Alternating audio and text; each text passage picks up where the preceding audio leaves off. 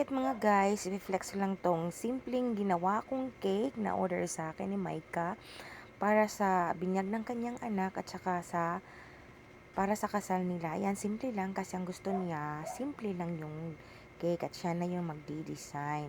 At saka itong cake na to, order to sa akin ni Ate Vicky. Ayan, yung maliit na cake at saka yung isa naman, bali dalawa to, bigay sa kanya ng mga batchmate niya ata sa high school days niya. Ayan, maraming salamat sa pag-order, pagtitiwala. Thank you so much. Maraming salamat mga kasuki ko dyan. Maraming salamat din sa panonood. Bye!